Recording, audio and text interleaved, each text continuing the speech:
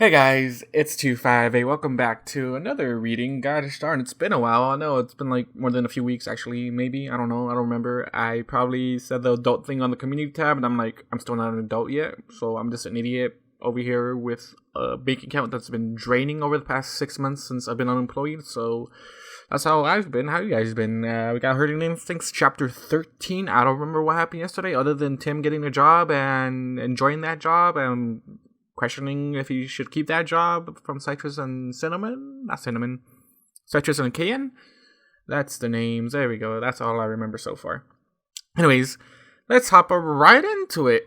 Chapter 13. Tim rubs his eyes and glances at the approaching sunrise. It's far too early to be up, he grumbles. Apple Star's hips checks him. Oh, come on. How long have you lived in Equestria? Count yourself lucky you are not in some of the smaller towns like Ponyville or Trottingham. By this time of day, they would already be singing or having parades. Honestly, how could humans survive if they only wake up at noon?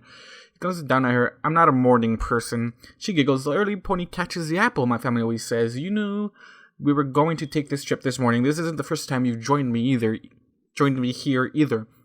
He shakes his head back home. It's the early bird catches the worm. She looks up at him. Really? Normally it's like that here too, just our family doesn't get along well with worms, so we changed it, she says with a perky look on her face. She smiles at his nod. If humans use that statement too, though, that means there are wise humans as well. That's a good thing. One of the other sous chefs for the Spitfire Girl is walking behind them, pulling a high-sided wagon. The Earth Pony shakes his mane as he placidly follows them. The Canterlot market is just opening this morning. Early workers are already calling their wares, though Apple Stars has been very busy as they've worked their way through the vegetation for sale here. The car is about a third full with all sorts of lovely vegetables. The business acumen of the purple mare impresses Tim. She stops before a stall filled with root vegetables. Apple Stars starts haggling with the Earth Pony mare, and very quickly several bunches of carrots along with beets, artichokes, turnips, and potatoes end up in the cart. Apple Stars brings out her bit bag, and a generous stack of coins are passed over to the mare. They end up hoof bumping as Apple Stars turns away, a satisfied smile on her face. I love getting good deals, she says with a giggle as she brings out a scroll and makes several check marks. A new source of light gets Tim's attention, causing him to glance over at Canterlot Castle, where he sees Princess Celestia is on a parapet. Princess Luna stands beside her, both of their horns glowing brightly as the moon finally sets and the sun peeks over the horizon. Tim looks around. Most of the ponies have stopped what they are doing to watch, as the princesses let their horns quiet. Many of the ponies stamp their hooves approvingly, including Apple Stars. She looks up at Tim. Can you believe how much power that takes? Tim shrugs. Back home, the sun doesn't need any help. Our planet revolves around the sun and rotates itself. She looks sad for a moment. Your people are suddenly missing out, Tim. She looks up at the parapet.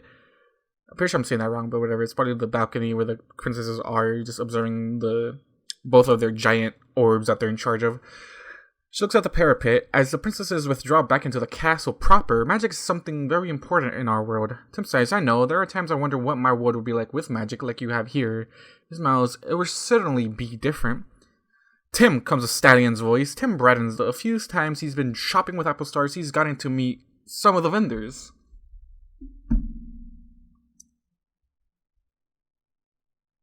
That's good. That's good. Tim smiles at the silver-gray Pegasus with the yellow-blonde mane. Hi-yo, Silver. How are your sales today? The stallion chuckles. Better now that you are here. The usual? Tim glances back at Apple Stars and nods. I'm guessing the answer is yes. The Pegasus unfolds his wings and zaps back into the shop. Apple Stars steps up next to Tim, and he takes a moment to look around, watching the other ponies haggle with each other for the fresh wares displayed everywhere. Though a lot of the ponies do eat quite a bit of hay, it's not really that prominent around the marketplace, simply because you can get hay pretty much anywhere. Apple Stars giggles. He's a cute stallion. Tim looks at her. Really? She nods. Oh yes, nice coloring, and her face colors a bit. Pretty nice haunches to look at too. Tim shakes his head. Apple Stars isn't in a herd at the moment, and she tends to keep an eye out for the single stallions around, and since he's with Cayanne, Citrus, and North Point, she seems to find it just fine to confide in him. Some of the stallions she finds attractive. I'm not much for determining how good a stallion looks, Apple. She ticks. Oh, Tim, even you can see the stallion. You've been here long enough to tell. What? Oh, she ticks. Oh, Tim, even you can see the stallion. You've been here long enough to tell. What? That makes no sense to me. He rolls his eyes as Silver bounces out. "You're going to like the selection today." He turns his head and grabs a wooden box full of fruit. Setting it on the table, he smiles. "I've got strawberries, berries, and cherries, and mangoes." Apple Stars moves closer, expecting the produce. Her horn lights, and she picks up a strawberry. She looks at it critically, then she moves over and hip checks Silver. That all you got for me?" What? She ducks her head under his chin, running her mane along it, getting his wings to perk up a bit, and a blush to appear on his face. She comes closer. "I heard there might be some bananas too," she coos softly. Wait, is this a innuendo? I don't know. My girl just got close to his face. His blush intensifies, I think. He huffs for a moment, obviously trying to get control of his wings. "I might just a second." He hops into the air and zips back into the shop. Apple Stars giggles. "Oh, he's a fun one." Tim shakes his head. Ponies suddenly have different ideas on how to deal with each other. He stands there for a few moments when Silver pops back, bringing 3 big bunches of bananas back to the order. All flirting seems to fall by the wayside as they haggle over the price, but soon Apple Stars is counting out more bits for the Silver Pegasus. As they turn away, Silver calls out, "Hey, Tim." When Tim looks back, he gestures with the wing. Tim glances at Apple Stars. "I'll catch up in a minute." She rolls her eyes. Stallions and their gossip. "Go ahead." She nods to the sous chef and they both head off. Tim moves over to Silver, who comically looks side to side. "So what about Cayanne?" What about Cayanne, Silver? I don't know what you're talking about. Tim cocks his head to the side. Silver has said he's gone out with Cayanne a couple of times several months ago when he first got to Canterlot, but trying to make a living in the Crown City has occupied too much of his time and he hasn't really had much time to worry about anything about that. Apparently most of those problems are now resolved. She's doing good. The restaurant is making good money. She has shown me how much recently, and I'm actually surprised, but she's saving up the bits to open a second and maybe a third location for her that she can find a good enough chef who has her passion for spice. Silver's wings snap out for a moment. He takes a moment to deliberately fold them to be comfortable at his side. "So do you think she'd be interested? I know her ancestors are a herd," but he looks down, tracing a hoof along the cobblestones. "Would you be looking for possibly?" His face flushes and he flinches back. "Sorry, forget I asked." Tim takes a moment to suppress a jealous impulse. He's never been particularly jealous, and having this stallion seemingly absolutely smitten with Cayanne is actually quite endearing. Though with North Point moving in, along with that Griffin who's been acting very weird, and Tim tries hard to ignore the fact that Princess Twilight seems to be interested too. Overall, he's not completely opposed to some assistance in keeping the girls happy. He's watched a few herd with multiple stallions, and they seem to be pretty happy in the end. He smiles. I'll talk to her. He stops. How about this? I'm off work after this purchasing trip, and I do have some plans for the afternoon, but this evening near sundown, come on by. The stallion perks up. "Really?" He laughs happily at Tim's nod. "Oh, that would be so awesome. I'll be there." He offers Tim a hoof, and Tim gives him a fist bump. Tim turns and walks in the direction Apple Stars had gone. He knows where she was planning to go next. A few minutes walking has him next to Apple Stars. She looks up at him and smells tremulously. I don't know if I'm saying that correctly. Man, it's been a while since I read. How you guys been? I said that again. Oh, God. God damn it. I still got the taste of some weird ass 2% fat milk in my mouth. "I'm not a fan of our next stop, It's the main reason I asked you to come with me." Tim smiles. "I know." She floats out the bag of bits, now significantly lighter. "Don't let them fleece ya." He laughs. I know ponies are pretty good at bargaining. He grabs the bag along with the scroll and turns towards the shop. In difference to the diet of most ponies, the advertising of the shop is rather muted. He pushes the door opening, getting a small bell to ring. A Pegasus pops his head up from behind the counter. "Hi, Tim." Tim takes a moment to inhale deeply. He always liked going to the butcher shop as a kid, and as an adult, he likes even more. Sausages are quite prominently on display, along with plenty of other meats ready to be packaged for the customers. The Pegasus trots over. "So what does Cayanne need today?" Tim opens the scroll and starts reading aloud. The Pegasus listens intently as Tim reads off the orders for anguille, sausage, whole and partial chickens, along with quite a few other meats for the various dishes. Finally, Tim winds down and the Pegasus brightens. "Wow, that's an order." He looks thoughtful. Cayanne bumping up her meat-friendly menu. All I'm saying is, in this world where most food, especially in the Fluttershy's perspective, meat. Those Fluttershy's, they're all her friends at the end of the day. Isn't that just a bad thing for her to see this?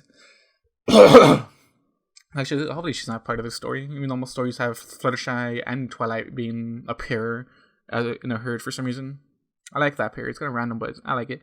So random to me. Anyways, it's been a while. Tim nods. The Griffin delegation has been coming in more often, and our Pegasus hoof traffic has gone up.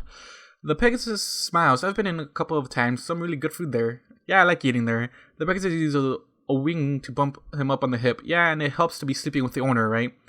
Tim flashes, yeah, she's great. Lepexus rears back a bit. No need to get all bothered. He rolls his eyes. I'll get your order. Tim moves over to look in the various chilled cases as he waits. After the first couple of trips, some merchants out here have gotten used to him, and now some of the stallions working around have gotten rather pushy when it comes to finding out about his herd. And some of the graphic language has been rather shocking to him, while ponies may be rather reserved in public when it comes to physical acts of love. They talk a better game than most. Tim passes quickly as he watches one of the other employees of the butcher shop, a young griffin male, deftly handling a knife as he slices what seems to be the carcass of a pig. The griffin smiles as he works, something softly to himself. Okay, I've got your order. Tim turns around and a large wooden box is on the table. Each cut is wrapped in white paper, just like back at home. The Pegasus comes up. That will be 157 bits. Tim frowns. I've been paying attention to the market price. I'll pay 100. That gets a wings to flare, a snort, and a stomp of hoof on the tile of the shop. Do you want to bankrupt me? I've got to pay my employees as well as other bills here on 150. Tim grins. The griffins tend to be rather greedy, but not much for haggling. The ponies do enjoy their system. No price is fixed. They go back and forth for a few minutes, and finally they settle with him fist bumping the Pegasus stuff. Tim counts out the coins, and the Pegasus helps him load the meat into the back of the cart. As the Pegasus retreats back into the shop, Apple Stars comes up. Thank you, Tim. That was really good. She looks at him. I'll see a day after tomorrow. Chef seems to be stuffing on the idea of letting you cook a meal or two. That might just happen, she goes. Never thought I'd see the day when it comes to that. We will get everything back to the restaurant and put away. Oh, Tim's gonna cook now? Damn. I wish I was more handy. I don't even know how to cook, and I'm in my I'm early 20, but still, I don't know how to cook. Tim turns and walks back towards his home, offering a wave to the purple mare, and he whistles as he walks, his hands in his pockets as he moves among the ponies. After the first few times of him walking through the city, this clear circle around him has shrunk. Now he has ponies greeting him by the name as he walks through the city. While most of the mares will smile in a distant, friendly way, many of the stallions will walk with him, chatting from time to time. He's been in big human cities. This is nearly the exact opposite. Rather than studious and indifferent to those around, the ponies engage with each other as they walk. Ponies that have never met chat about meaningful thoughts as they walk where they are going. Lots of ponies continuing a conversation have to be navigated around, but all in all, Tim really likes the way ponies work. Tim greets the dormer at his building, takes the elevator up. He finally is able to close the door behind him. The empty apartment echoes with every step he makes. Though kicking off his boots is a welcome action on his part, he glances at the clock. There is enough time to fix a quick early lunch.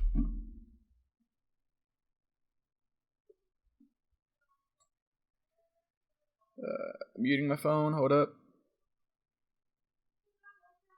Actually, I'm checking the group chat now.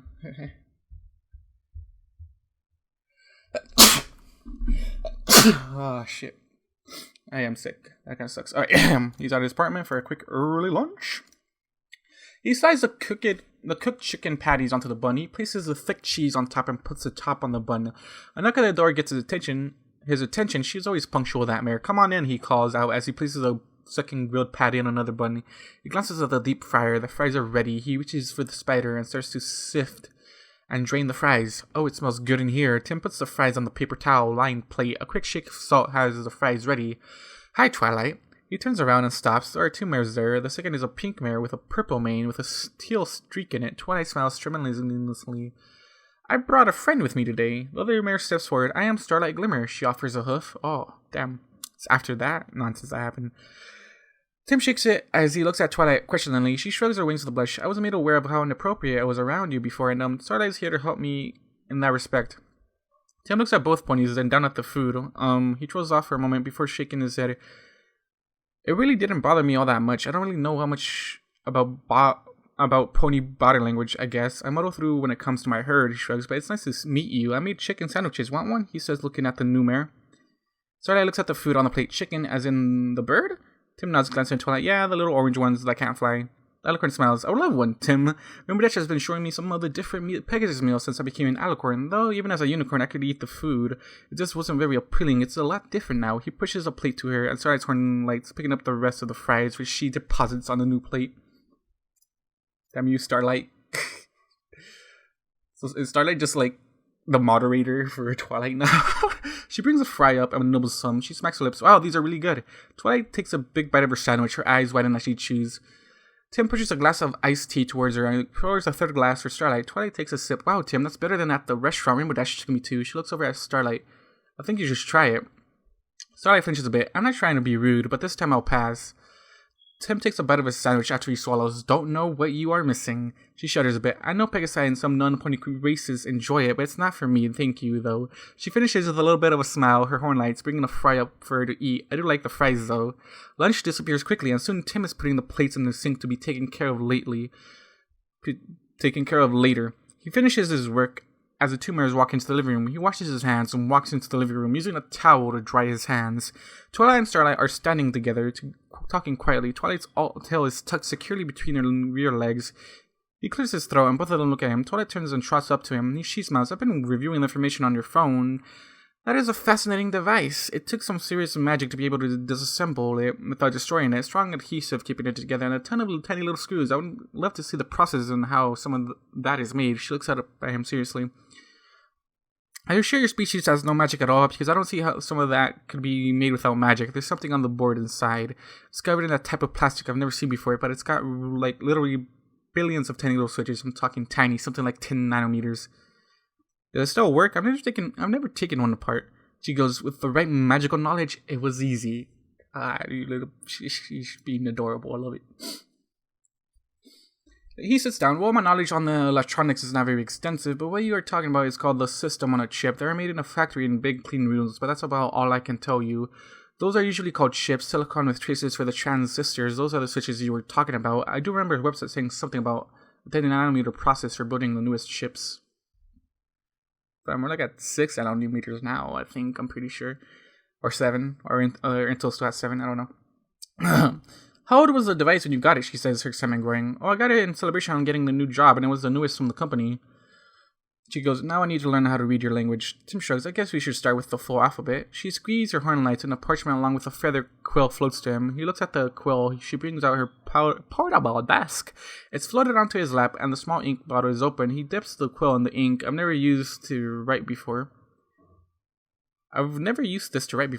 She smiles and gestures to the parchment. It's alright, Tim. I can clean up any mess you can make with it. For the alphabet, I need the letters and how they sound, okay? Her tail starts to wave back and forth as she hops on the couch next to him. Okay. He takes a moment to write out the alphabet where I'm from. We have thousands of languages throughout the world, but in America we mainly use English. She moves closer to him, looking over his shoulder as he writes. He starts to describe the sounds of the letters, but a hoof on his shoulder stops him. There's a problem here, Tim. You are saying it in our language. She clicks her tongue, and the translation matrix is in you might be interfering. She looks over at Starlight and back at him. This is going to feel pretty odd. Her horn shines. Wait, what are you doing? She nuzzles him. The glasses back at when Starlight clears her throat. Sorry, she shakes her head. I'm going to temporarily disable the translation matrix in you so you can talk how you would back at home. The quill is pulled gently from his hand. If you are uncomfortable and are unable to understand what we are saying, just tap this word. She writes a word in the incomprehensible pony script on the top of the page, and I'll reestablish the spell so we can understand each other. You said it took all the 3 princesses to make it. She nods. It did. I'm not dissipating the spell. I'm simply disconnecting it. It'll still be there. She hops off the couch and her horn lights again. Ready? At his nod, her horn brightens. She closes her eyes and concentrates. A loud pop sounds to his ears. He watches as her horn quiets. She smiles at him. Kalepapacha Schwabwi? It'd be funny if this was, Simlish? The Sim language. He stops a moment. He never accepted the voice that just came out of her mouth. Far higher pitched than he would have thought. Almost a squeaky voice. He smiles. This is exactly what she wanted, he guesses. He points to the letter A and sounds it out. He completes the entire alphabet, her watching intently. Another quill working fiercely on another sheet of parchment. When he finally winds down, she claps her hooves together. The second word almost sounds like a whinny to him. In response, he taps the word on the top of the sheet. She nods and her horn lights again. She brings a brightly shining appendage close and gently touches his forehead. As it touches, the world becomes bright lights inside his skull. For several long seconds, another loud pop nearly his eardrums feeling as though they met in the middle. Can you understand me? Twilight asked softly. Tim nods, putting a hand to his head. That's one hell of a spell. She stands up, her tail waving side to side. I was able to get a recording of all that. She brings out a small crystal, working her phonetic language. It's going to be fascinating.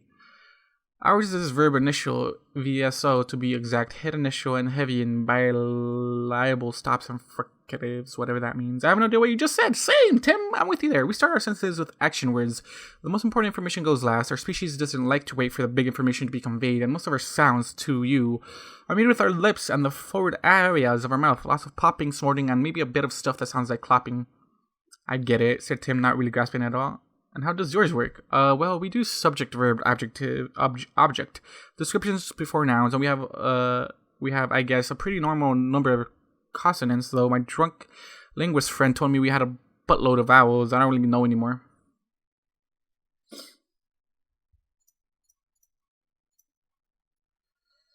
Fascinating, she frowns, though there's something odd there. She glances back at Starlight, then looks at Tim. May I scan you? Tim shrugs and nods as she lights her horn again, this time not touching him with it, but he feels a chill run through his body.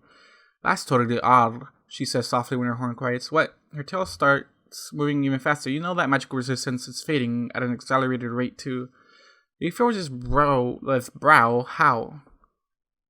Tim, you've been living here for like past a year. What do you mean, how? What do you mean, how? You live in a magical world. Of course, you're going to be less resistant to fucking magic, my dude. Damn it, we're 20 minutes in. Actually, we're like 20. Okay, normally it's past the 1 minute mark, that I can swear. Hopefully. If I got that wrong on YouTube, fuck you, my friend. Anyways. She shakes her head. I have no idea at the moment. I have to compare measurements, but I think I could teleport with you right now, and then probably in a couple months you won't have the resistance anymore. He glances at Twilight and shrugs, then back at Twilight. Why? Her eyes cloud for several seconds, her tail stills as she thinks fiercely. He reaches over and grabs his tea and takes a sip. Sometimes she will go into this kind of state for several minutes when thinking things over. Her eyes move and she focuses on this tea glass. Aha, she crows, her horn lighting, and the glass is enveloped in her aura. Yeah, I thought so. So magic in our world is affecting you, Tim. He shakes his head. Huh? She smiles, her tail wagging faster. I'm beginning to understand further how little magic is in your world. But you are living here, you are eating the food, breathing the air, drinking the water. Everything in our world is imbued with magic, from every blade of grass to the sun itself.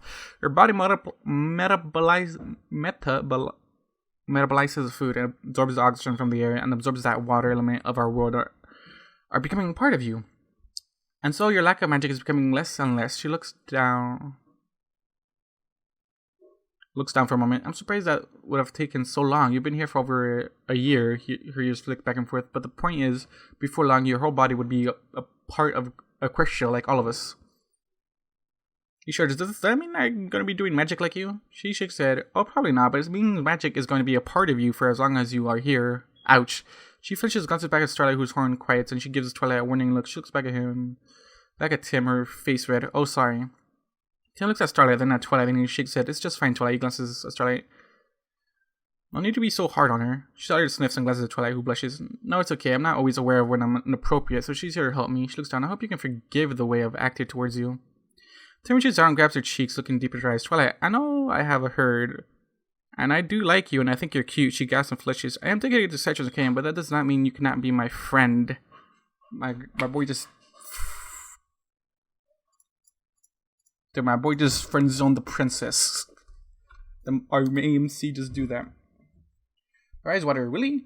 He nods, bringing her closer for a hug. She wraps her wings around him, holding him tightly. Thank you, Tim. I had thought you were rejecting me completely. She lets go and bounces on her hooves. Well, either way, we've got a great deal of information. There's quite a bit of text data on your phones. I will be working on that as well. Next time I'll work on getting you more up to speed on our written language. She smiles brightly. I'll see you next week. She heads towards the front door, opening it for Starlight. The other mirror smiles politely and heads out the door. Twilight hangs back for a moment. Tim, there's been a griffin. She's been trying to get an audience with me for the last week or so. I've had Spike delay her, but I don't know. Tim suppresses a groan. That's Galilea. She's been pestering me a bit. I think she likes me. He thinks of the last thing she has said to him. Twilight perks a bit as she sees him blush. He waves his hand. See her if you want, but I have a feeling that she wants you and her to team up to get me. Tim's mouse. I think she's got romantic ideas when it comes to me, and she might be wanting to recruit you. Tim squishes up her face. I would never. She stops for a moment, her wings starting to rise. You mean she wants you and I? She blushes hard at Tim's nod.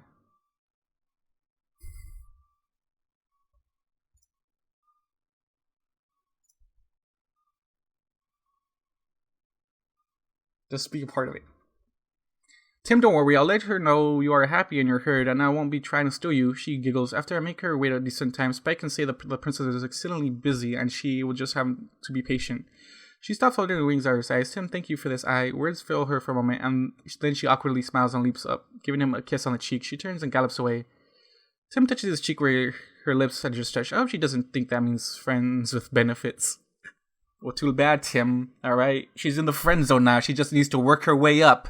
Alright, dude? That's what she's gonna be doing. I'm surprised Starlight didn't stop her from doing it though. Because honestly, like,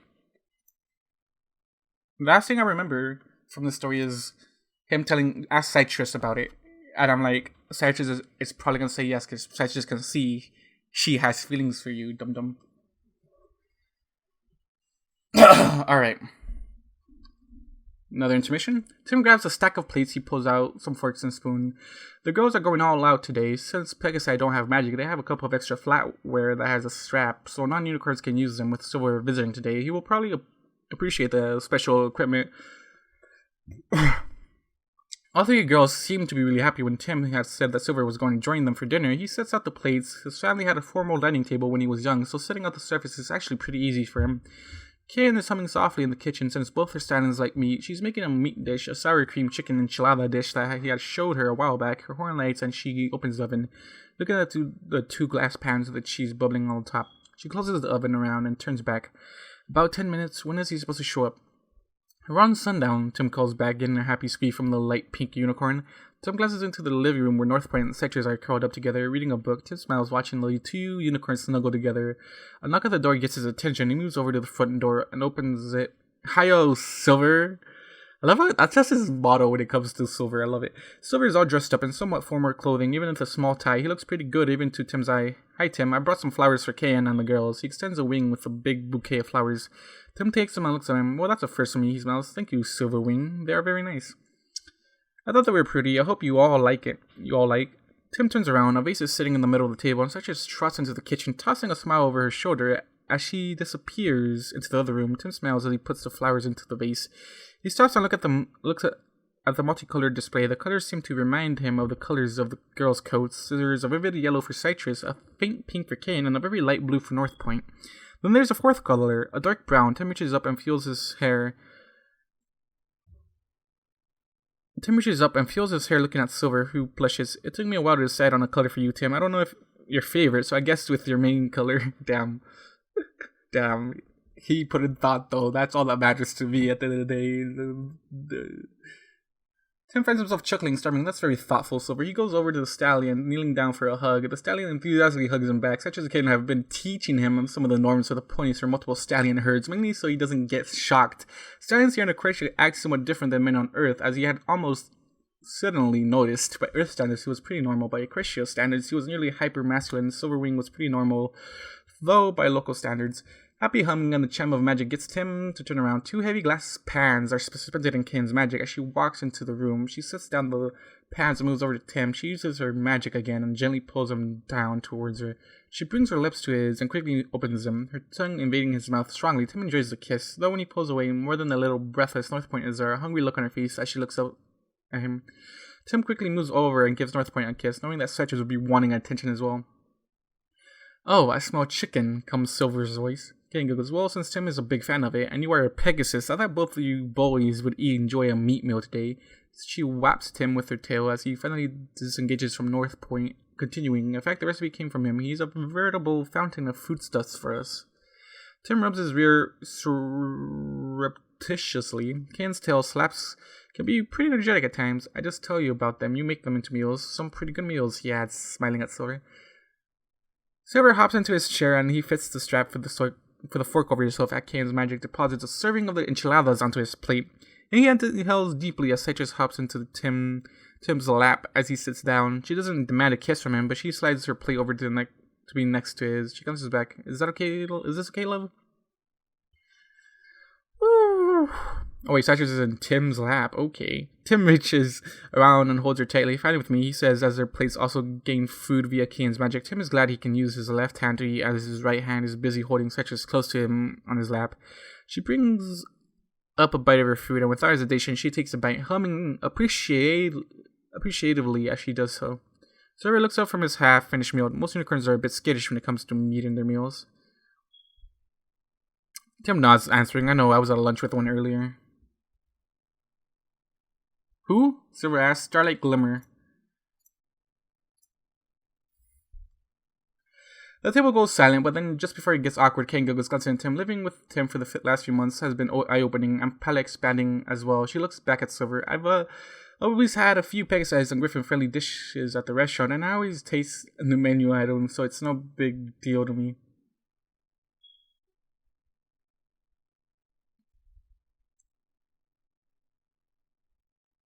Wait, why was it awkward? Is just because is it? I'm hoping they don't know Starlight unless like that got broadcasted on the news somehow. Like, oh, Starlight Glimmer was a menace until Princess Twilight stopped her. Hopefully that's not on the news. But at the same time, they have like a book to share their adventures. I don't know about that. North Point puts down her fork. It was surprising the first few times, but I found out like a lot of Cayanne's recipes from the restaurant, so it's nice to try new foods. They eat in silence for a while, though Silver seems to be powering through his meal. He smiles a lot at the girls and at Tim. Finally, all of their plates are empty. Silver sits back, enjoying the fulfilling. So what else are we planning on this evening? Cayanne goes, oh, I've got a couple of ideas. She hops out of her chair, her horn lighting, and all of the plates fly through the air into the kitchen.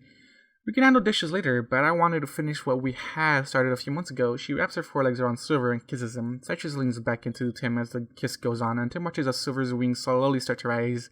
By the time she pulls away, his wings are stiff as boards and starting to straight up.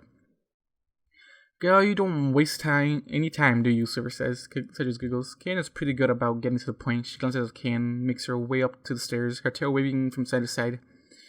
Tim watches her reflex in an extended wink. It's a promise of delights. He hugs Citrus close. I'm guessing bedroom?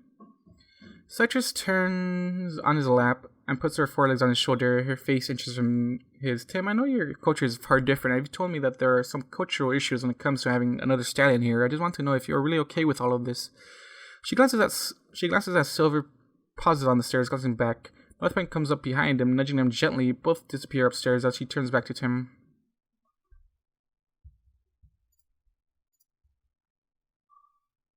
Tim smiles and boops her snoot. I had an idea that tonight would end up in bed. You said it's normal for ponies, but where I come from, Earth, it just doesn't happen. I don't live there anymore. I want to know more about what is normal for ponies. He kisses her, running a finger along the edge of her ear, getting her to shudder as he holds her. He also notices his right thigh is getting rather damp, which gets a bigger smile from him when he pulls away for air. She smiles at Tim. Have I told you how much I loved you? He grins as she hops off his lap, allowing him to stand and follow. Not in the last hour, love. Tim, I love you with all of my soul. Citrus, I love you with everything in me. And Cayanne and North, them too, Citrus Mercs. Are you ready for some very intense lessons in cultural sensitivity? As ready now as I'll ever be. The mare kisses his neck, challenging him. Then follow me and enjoy the show. She starts up the stairs, her tail deliberately held scandalously to one side. Tim follows, eager and apprehensive in equal measure. The end. Pretty sure that's gonna be an intense clap, and hopefully next chapter, I'm not sure when I'm gonna read that. Hopefully I can get a job to be best, honestly.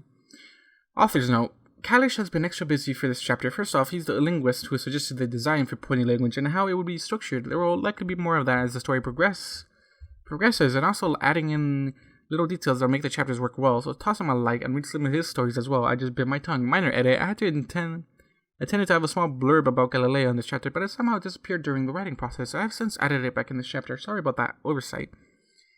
Galileo and Twilight teaming up, that'll be interesting. But like honestly, they could both just ask Citrus and she could just say like sure or no. Like that would honestly be the best option, just ask the alpha of the herd and be like, so can we be part of it? They could either say yes or no, and that's on them. Anyways guys, thank you guys for watching this, and so you guys do. It's been quite a while, hasn't it?